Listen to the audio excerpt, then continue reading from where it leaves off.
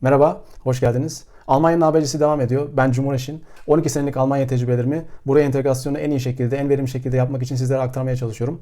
Almanya habercisinde bugün A harfine geri dönüyorum. Konum ayaküstü konuşma. Almanya'da bu small talk olarak söyleniyor. Small talk gerçekten bir ayaküstü konuşma mı? Bununla ilgili gerçekten bilinmesi gereken başka ayrıntılar var mı? Bunları bugün sizinle paylaşacağım. Almanya entegrasyon için bu gerçekten çok önemli bir konu. O yüzden detayları sonuna kadar dinlemeyi sakın unutmayın. Şimdi Almanya'da bir kere small talk çok önemli bir kültürel detay. Bunu aklımızdan çıkarmayacağız. Almanya'da topluma ayak uydurmak istiyorsanız, tam olarak entegre olmak istiyorsanız small talk'un ne olduğunu ve ne olmadığını mutlaka öğrenmeniz lazım. Tercümelerde genelde ayaküstü konuşma olarak veriliyor. Bu gerçek anlamda bir ayaküstü konuşma değil. Yani bizim anladığımız anlamda bir ayaküstü konuşma değil. Öyle söylemem lazım. Türkiye'deki ayaküstü konuşmadan aslında biz başka şeyler anlıyoruz. Almanya'daki small talk başlı başına başka bir konu. Yani kültürel bir farktan bahsediyoruz burada. Türkiye'de mesela ayaküstü konuşmada biriyle karşılaştığınızda insanlara yakınlaşıp, hatta kısmen duygusal anlamda da yakınlaşıp onların ailevi detaylarına kadar öğrenebilirsiniz. Yani cemazi evlerini bile insanların öğrenebilirsiniz. Bu olabilecek bir şey. Almanya'da bu şekilde olmuyor. Almanya'da bunu bu şekilde öğrenemezsiniz. Small talk denen kavramın içeriği biraz daha farklı. Bunun mahiyetini şimdi birazcık deşelim ve sizle paylaşmaya çalışayım. Arada notlarıma da bakacağım.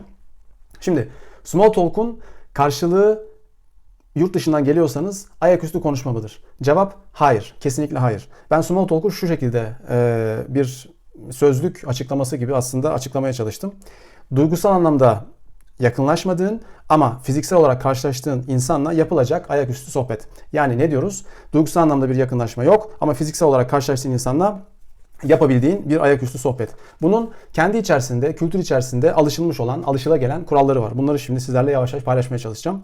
Türkiye'de yetişen biri için veya yurt dışından Almanya'ya yerleşen biri için, bu Avusturya için de geçerli, Hollanda için de geçerli, Fransa için de muhtemelen geçerli. İnsanlar için bilinmesi gereken şu an detayları veriyorum. Şimdi temel olarak şunu söyleyeyim. Small talk kapsamında bir sohbette kişisel detaylara kesinlikle girilmez. Türkiye'de bunu neredeyse her ayaküstü konuşmada duyabilirsiniz. Almanya'daki small talk kapsamında kişisel, yani insanla ilgili detaya neredeyse hiç girilmez. Bunu aklınızdan çıkarmayın. Yani insanla ilgili konuşmuyoruz, nesneyle ilgili konuşuyoruz. Nesnel konuşuyoruz. O nesnelerin ne olduğuna da yavaş yavaş geleceğiz.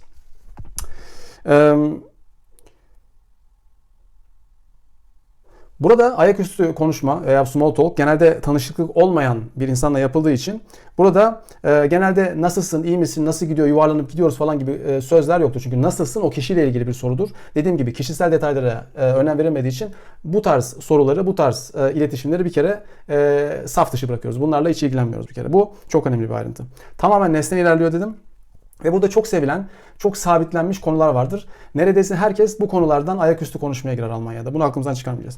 Bu nerede olabilir? Otomattan bir şey alırken, sırada beklerken, herhangi başka bir sırada, iş yerinde sigara molası verirken karşılaştığınız bir arkadaşınız da olabilir. İş yerinde kahve otomatından kahve alırken orada rastladığınız bir insan olabilir. Sokakta otobüs durağında beklerken bir insanla olabilir. Olmak zorunda değil ama olabilir. Burada çok sevilen konular vardır. Bunlardan mesela çok klasik olan konu hava. Hava bugün çok sıcak değil mi? Bu bir şekilde sohbeti açar. Hava bugün çok soğuk değil mi? Aman ne çok yağmur yağıyor falan gibi bir sohbete girilir. Ondan sonra hava üzerine konuşulur. Gene ondan sonra başka bir nesneye geçilebilir. Small talk sadece havada da kalabilir. Enteresan bir espri oldu.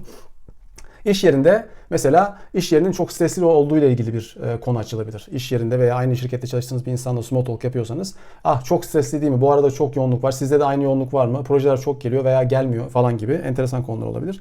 Hafta sonundan çıkılmışsa, haftanın başı ise, ah hafta sonu nasıl geçti? Güzel miydi falan diye falan çok fazla kişisel detaya girmeden ne yapıldığı ile ilgili. Yani ne bileyim faaliyet, işte şuraya gidildi, orada hava güzeldi, piknik yapıldı bilmem ne bilmem ne gibi çok fazla kişisel ayrıntıya girmeden yapılan şey ve eşya ile ilgili olarak konuşulabilir. Hafta sonu yaklaşırken eğer bir insanla karşılaşılıyorsa bu belirttiğim yerlerde perşembe olabilir, cuma olabilir. Hafta sonu planı var mı diye bir sohbete dalma cümlesi olabilir. Bu çok sabittir. Onun dışında bir yerde, şirkete yakın bir bölgede, iş yerine yakın bir bölgede çalışma vardır, yapım çalışması vardır. Trafikle ilgili konuşabilir. Ne kadar çok trafik oluyor değil mi? Bu aralar arabayla gelmek ne kadar zor değil mi gibi sohbetler olabilir. Peki bunun dışında genel olarak small talk kapsamında kaçınılması gereken konular nelerdir? Bunlar çok sabittir. Bunları aklınızdan çıkarmayın. Bunlar mutlak kaçınılması gereken konulardır. 1. Siyaset ve din. Small talk kapsamında siyaset ve din asla konuşulmaz. Bunlara hiç girmeyin. 2. Kişisel problemler, hastalıklar, özel yaşam, bunlarla ilgili herhangi bir şey konuşulmaz. Onunla ilgili, eğer o kişiyle ilgili bir tespitiniz varsa, bir gözleminiz varsa, fiziksel olabilir, hastalık tahmin ettiğiniz bir şey olabilir. Bu konulara asla girilmez. Bu konularla ilgili soru sorulmaz. 3. Diğer arkadaşların, diğer insanların, gene insanla ilgili bir konu. Diğer çalışanların, iş arkadaşlarının, şeflerin, müdürlerin arkasından onlarla ilgili olarak konuşulmaz. Bunları yapmayın. 4. Para, maaş, kariyer konuları. Bunlar konuşulmaz small talk kapsamında. Bunlar işin içinde değil. Ve genel olarak daha önce de aslında maddelerin içerisinde az çok bahsettim. Özel yaşam kesinlikle konuşulmaz. Yani bu small talk kapsamında herhangi bir şekilde özel yaşamdan bahsedilmez. Şimdi burada bütün bu mahiyeti anlattıktan sonra çok önemli bir detay daha var. Bunu da anlatmak istiyorum. Özellikle Doğu kültürlerinde yetişmiş olan insanların yapabileceği bir hata var. Bu bahsettiğim small talk ile iletişim kurduğunuz insanların size duygusal anlamda yaklaştığını düşünebilirsiniz. Çünkü geldiğiniz kültürde muhtemelen, eğer Doğu kültürlerinden geliyorsanız, ayaküstü konuşma yaptığınız insanlarla duygusal anlamda yaklaştığınızı düşünürsünüz veya öyle hissedersiniz. Çünkü geldiğiniz toplumda ayaküstü konuşma yaptığınız insanlarla duygusal anlamda yaklaşmışsınızdır. Batı toplumlarında, özellikle de Almanya özelinde konuşursak, ayaküstü konuşma yaptığınız insanlarla duygusal anlamda bir yakınlaşma olmaz. İnsanların kafalarında böyle bir şartlanma yoktur. Bu ne demek? O ayaküstü konuşmayı yaptığınız insanla başka bir yerde karşılaştığınızda sizinle ilgilenmesini beklemeyin. Sizinle duygusal anlamda yakınlaştığını ve sizinle başka bir yerde ilgilenmesi gerektiğini düşünmeyin. Yani uçakta biriyle mesela ayaküstü konuşma yaptınız. Bu söylediğim kapsamda small talk yaptınız. Uçaktan indiniz ve o ülkede başka bir yerde karşılaştınız. O insanın sizinle yakın ilişki içinde olmasını, sizinle ilgilenmesini, sizinle sohbet etmesini, merhaba nasılsın falan deyip sizinle konuşmasını beklemeyin. Bu insanların tamamen fiziksel anlamda yakınlaştığı ama duygusal anlamda yakınlaşmadığı sohbetlerdir. Doğu kültürlerinde alışık olunan ve insanların duygusal anlamda yakınlaştığı ve birçok şey paylaştığı gibi bir durum lütfen düşünmeyin. İnsanlar fiziksel anlamda bir şekilde yakınlaşıyorlar. O durumdan dolayı bir sohbet zorunluluğunda oluyorlar. O sohbetleri de bu belirlediğim ve belirlenmiş olan aslında sizinle paylaştığım konular kapsamında yapıyorlar ve ondan sonra hayatlarına aynen devam ediyorlar. Ve onların aslında isimlerini öğrenmeden ayaküstü konuşmadan devam ettiklerini de söyleyebiliriz. Yani ayaküstü konuşmada aslında iş kişisel yaşama, bir şekilde duygusal bağ dönmüyor. İnsanlar isimlerini bile bilmeden devam edebilirler bu ayaküstü konuşmalardan sonra hayatlarına.